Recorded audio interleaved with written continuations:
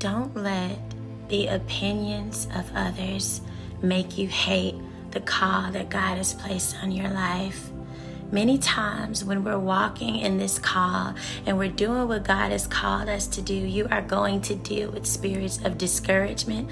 You're going to deal with people who have evil intentions and people who will try to literally come up against the plans of God for your life. You're going to have to deal with people who are going to question if God has even called you, if God is even with you. And then you're going to have people who just are downright jealous of you and hate you. And one thing that we have got to learn how to navigate through is the opinions of people. There's a scripture in the Bible where one of the apostles says, should we obey man rather than God, or should we obey God? Because if we obey man rather than God, God will take no pleasure in us. If you put your hand to the plow and then the opinions of others make you turn back, if God is telling you to go this way but somebody else says you should do it a different way, or you should do this or do that with your life, but that is not the plan, that is not the pathway that God has for you. The Bible even lets us know in Proverbs 20:24, it says, a person's steps are directed by the Lord. How then can anyone understand their own way? So if our steps are directed by the Lord and God is daily revealing his plans to us, he's daily revealing his purpose for our lives, and we're just now understanding it day by day as he reveals it to us, then why on earth would we expect somebody else who God did not show this to understand it? It is not for them to understand. It is for them to see. God doesn't need people to understand why he told you to move to a different state. He doesn't need them to understand why he told you to walk off your job and trust him. He doesn't need them to understand anything, because when he called you, it was not a conference call.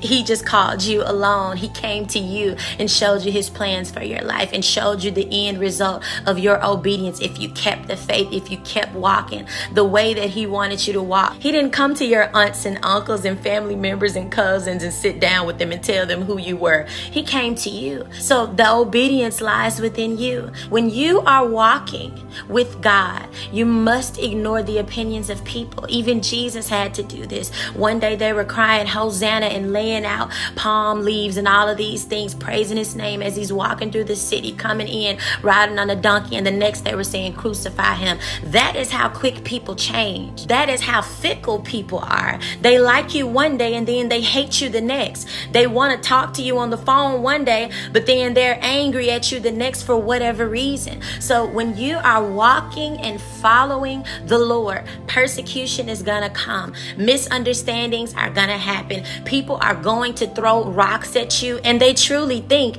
that what they're saying is of the Lord. But God knows the heart. He knows the intentions, and he knows the spirit that's operating behind certain people, even when they try to deter you from the path that God has you on. It's a demonic spirit. And if no one is trying to discourage you, if no one is questioning what you are doing, are you even walking by faith? I'm sure it looked very foolish for Abraham to walk away from his family at 75 years old, and he had not had a child yet. And God told him that he would have one, and he's not only going to have a child, but he's going to be the father of many nations, and that God will set him apart to start a whole lineage of righteousness. But he came to Abraham at 75 when Sarah was barren and told them that they would have a son. I'm sure that sounded really foolish to Sarah at the age of 90 when God told her that she's finally about to fulfill the promise of God for her life.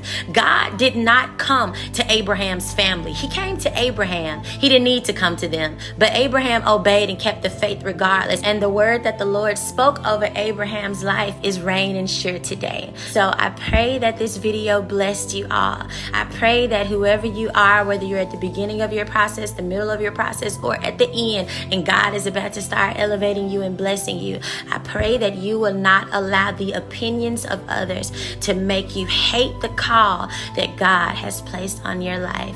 I love you all, and I pray that this video blessed you.